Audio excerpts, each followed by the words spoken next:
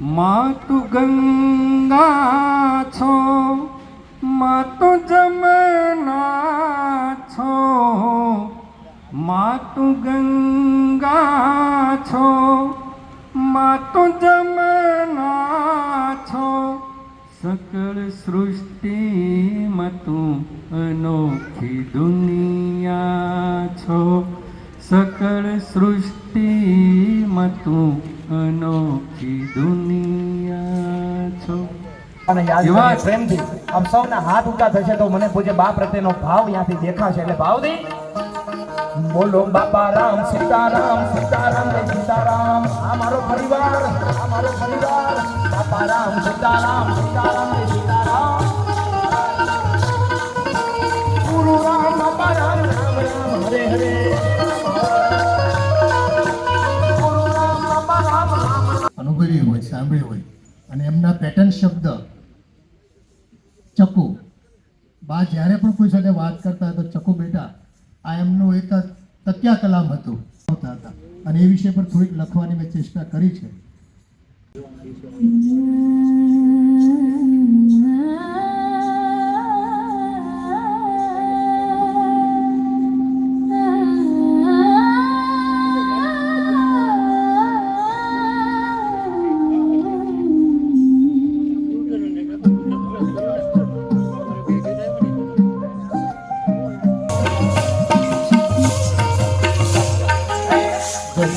લાલ મેરે કાના મે જોયા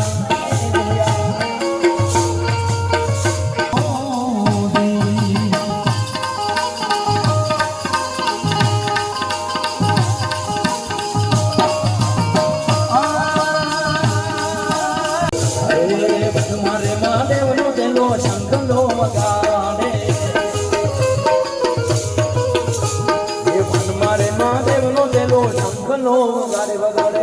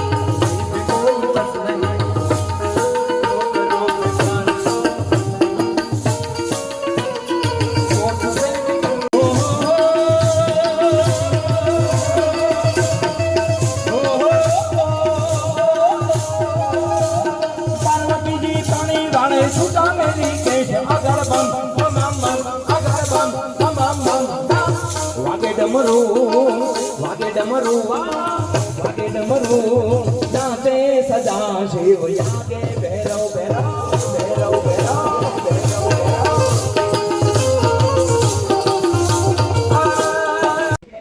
ભારતીબા ઠક્કરને અમારી સૌ આ સંસ્થા અને સાથી સૌ શિક્ષકો વતી તેમના આત્માને પ્રભુ ખૂબ શાંતિ અર્પે. તેમની જે વય ઉંમર હતી એ ઉંમરમાં પણ જ્યારે મલુમાડી પિક્ચરનું જ્યારે પ્રીમિયમ શો અને અમે જોયું તો એમના પરિવારને સાથે લઈને એ આવ્યા અને અમારા પરમ મિત્ર કિરણભાઈ અને સિદ્ધાંતની આખી ટીમ તો કલા છેલ્લે સુધી એ જીવિત જ રાખે છે વ્યક્તિને. એમને વય નથી નડતી એવું એમના જે કંઈ કલા અભિનય હતો એમાં આપણને દેખાઈ આવે છે. મલુમાડી આજે સદે નથી, પરંતુ ગુજરાતમાં એ ક્યારેય ન પૂરી શકાય એવી ખોટ સમગ્ર ગુજરાતી ચલચિત્રને પડી છે એવું આપણે સૌ માનીએ છીએ. આજે એમની યાદગીરી માટે અહીંયા એવા જ ગાયોની કે જે અબોલ અને આપણું ભારતીય જે કંઈ પરંપરા છે એમાં ભાઈ અશ્વિન અશ્વિનભાઈ અને એમની ટીમ એ આખી આ નવું કે ક્યાંય ગાય રખડતી ન મળે એમ આ સુરત એ કર્ણની ભૂમિ છે ત્યારે આ સંસ્થા પણ એવી જ રીતે અત્યારે છેલ્લા 5 વર્ષથી માતૃશ્રી ધવલબેન રામજીભાઈ મુંજાણી ચેરિટેબલ ટ્રસ્ટ થકી આ ચાલે છે. અહીંયા ક્યાંય ફી બારી નથી. અહીંયા નિઃશુલ્ક ધોરણ 9, ધોરણ 10 અને 11 અને 12 સાયન્સ. એટલે આપ જે યુવાનો અહીંયા છે એ હું બહાર જોતો હતો થોડા વ્યસનને લઈને બહાર ઊભા થયા છે. એ ખાલી વ્યસન મૂકી દે પણ એને કોટો તોય ચડશે જો સેવાનો કોટો હોય તો. બાકી માવા ચોળીને કે પછી અન્ય વ્યસનમાંથી રહીને આ કામ કરશે તો આપણું ભારતનું ભવિષ્ય એ મને લાગે છે કે હજુ ખોટી દિશામાં જશે. તો અહીંયા સંસ્કારિત બાળકો અને આપ સૌના માધ્યમથી જે આર્થિક રીતે અસક્ષમ હોય અથવા તો જેને પૈસા નથી તો એ સાયન્સ જેવા ઉચ્ચ અભ્યાસક્રમમાં ન ભણી શકે એને તમે અહીંયા મૂકજો. આપણે ગાયની વાત તો કરીએ છીએ પણ જે જીવિત છે એ બાળકોની ચિંતા હજુ ઓછી સુરતમાં થાય છે. અને જેમ શાળા મોટી, જેમ ભૌતિકતા મોટી એમ એમાં સંસ્કાર ખૂબ મોટા હોય પણ એવું થતું નથી. એટલે આવી સંસ્થા અમારે આદરણીય મુંજાણી પરિવારના માધ્યમથી શરૂ થઈ છે. આપ બધા અહીંયા આવ્યા છો ત્યારે આ એક એવા વિષયને અનુરૂપ, પરંતુ આ કિરણભાઈ ન હોત અમારી સાથે તો આપણે બધા કદાચ આજે ભેગા ન થયા હોત. એટલે કિરણભાઈને હજુ મલુ માડી ફિલ્મ જેણે જોઈ છે એને વધારે ને વધારે જુએ અને જેણે નથી જોઈ એને સ્વર્ગસ્થ ભારતીબાના એમની પુણ્ય સ્મૃતિમાં ખાસ એવા શો ગોઠવાય કે આપણે મલુ માડી દ્વારા બાળકોનું અને રાષ્ટ્રનું કંઈક અલગ નિર્માણ થાય.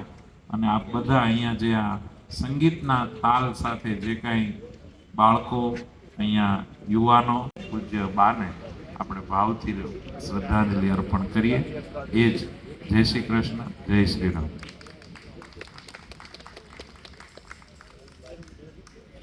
સંજયભાઈ ડુંગરાણી અને મોહનદાદા મુંજાણી જેમનું આ ફાર્મ છે ત્યારે આપણે પહેલાં તો એમને એક જ ફોન કર્યો હતો મેં સંજયભાઈને કે બાના સ્મરણાર્થે ધૂન રાખવી છે તો નજીકમાં ક્યાંય સારી જગ્યા હોય તો અમે ત્યાં બધા એકત્ર થઈએ. એટલે સંજયભાઈ તરત કીધું કે આપણી મણિવલ્લભ કન્યા કેળવણી જે વિદ્યાધામ છે મુંજાણી ફાર્મ ત્યાં જ બધા આવી જાઓ એટલે આપણે બધા સાથે બેસીને ધૂનનો આનંદ કરીએ. એટલે પહેલાં તો સંજયભાઈને આપણે ખૂબ જોરદાર તાળીથી વધારે. સ્મરણો તો આપણે બધા પાસે બા સાથે આપણે બધા અહીંયા જેટલા બેઠા છે કલા જગતમાં એને બધાએ ક્યાંય ને ક્યાંય બાની સાથે કામ કર્યું છે. એટલે એના સ્વભાવ વિશે એના પ્રભાવ વિશે મારે ખુલીને કોઈને કહેવાનું હોય નહીં. પણ બાનું એક સપનું જે મારી સાથે 5 વર્ષથી વિડીયો લાઈનમાં લગભગ રમતો જોગી ચેનલમાંથી બાએ જે એન્ટ્રી કરી અને ધીમે ધીમે ગુજરાતી વિડીયોની ઇન્ડસ્ટ્રીઝમાં એ આપણા નિરૂપા રોય બની ગયા. કોઈ પણ વિડીયો શૂટિંગ કરતા હોય એમને ઉંમરલાયક બાના પાત્રની જરૂર પડે એટલે બધાના મગજમાં એક જ ફોટો ચિત્ર ક્લિક થતું ભારતીબા થકી. એટલે જેમ જેમ ઉંમર વધતી ગઈ એમ એનો રિહર્સલ વધતું ગયું, એનો અનુભવ વધતો ગયો, પણ કામ 10 ગણું એનું વધી ગયું હતું. એક સમય એવો હતો કે બાળકોને બાળ મંદિરમાં લેવા મૂકવા અને એ ટાઈપનું એક નોકરિયાત જીવન થઈ ગયું હતું.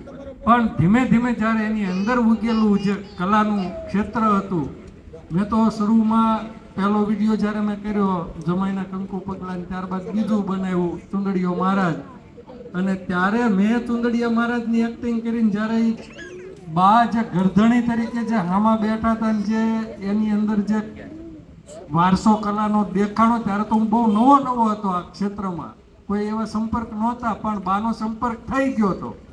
એટલે ઘણી વખત વૃદ્ધોને લાકડીની જરૂર પડે, પણ મારી લાકડી બનીને બા આવ્યા.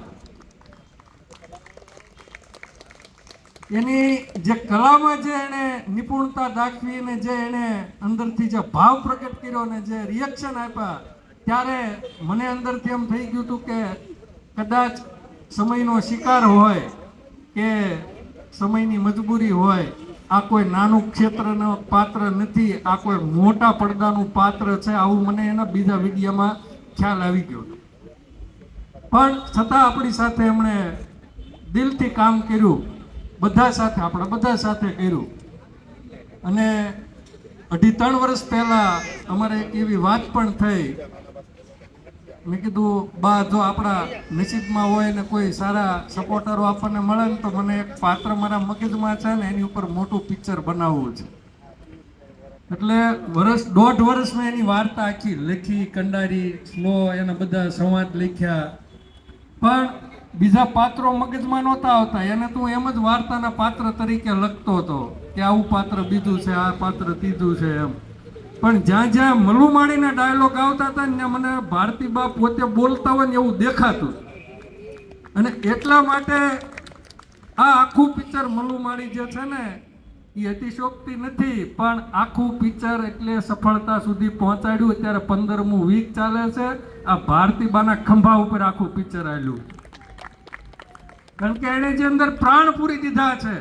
એ લખતી વખતે મને એ જ પાત્ર દેખાતું હતું કે આ ડાયલોગ ભારતીબા બોલે છે, આ ડાયલોગ, આ સંવાદ ભારતીબા બોલે છે. કારણ કે મારી પાસે પાત્ર ફિક્સ હતું કે આ પાત્ર માટે જ પિક્ચર બનાવવાનું હતું.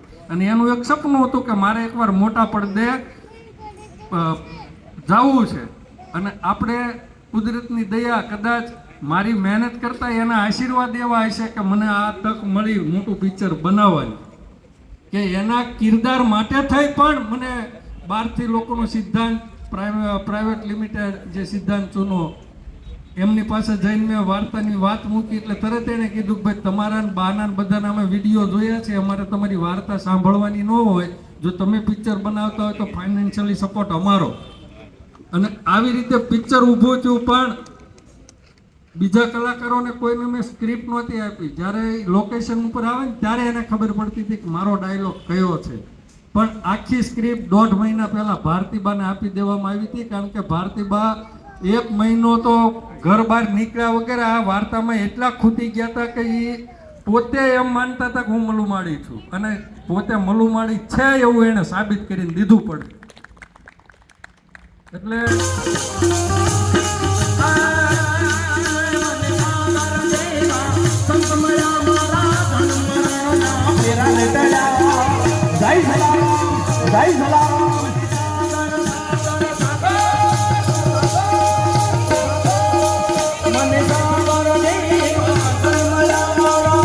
અને યાદ કરીએ પ્રેમથી.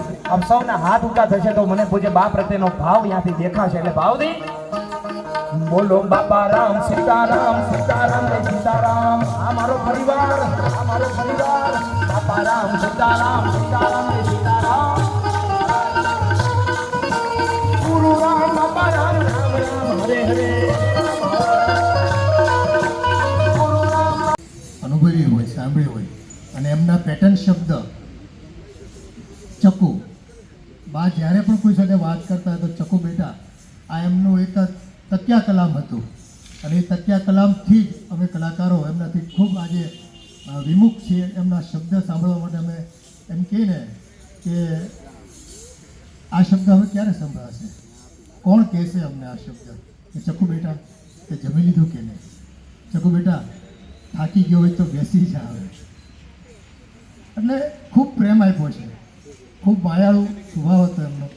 અને અભિનયની કલાની તો શું વાત કરીએ એમની, અમે બધા જ એમની પાસેથી શીખ્યા છીએ. એ તો એમ કહેવાય કે કલાકાર વ્યક્તિત્વથી નહીં, મનથી નહીં, પણ આત્માથી પોતે પોતાના પાત્રને નિભાવતા હતા. અને એ વિષય પર થોડીક લખવાની મેં ચેષ્ટા કરી છે.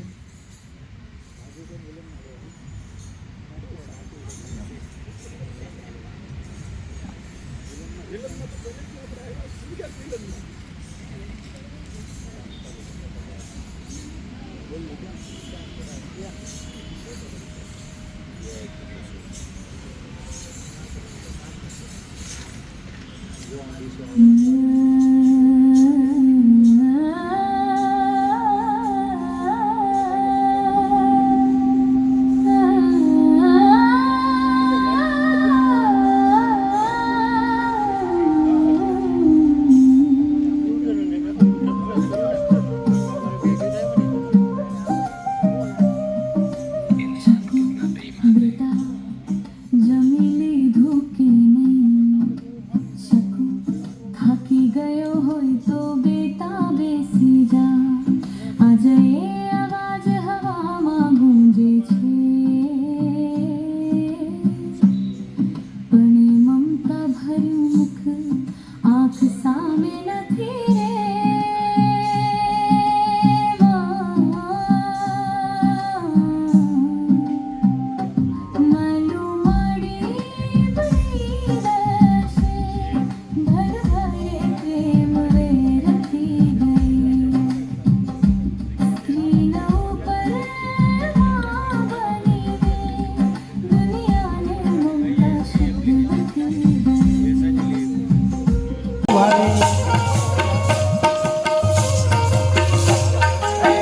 યશોદાના લાલ મેરે કાના મે જોયા એ યમુનાના પાણી જાતા રે વાના મે જોયા ઓ વાલા તો વાલા કોનું છે માં એને પાર પૂતા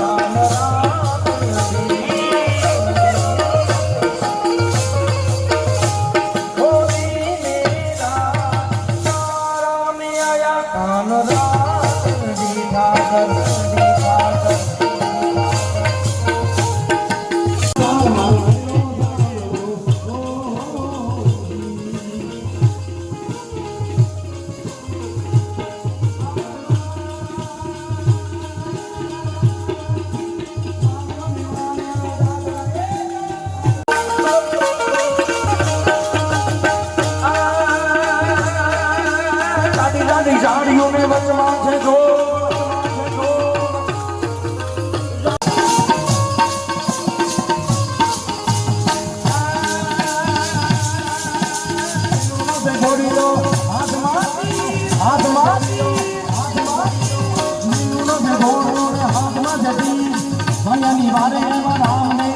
મારો એનો સાંભળો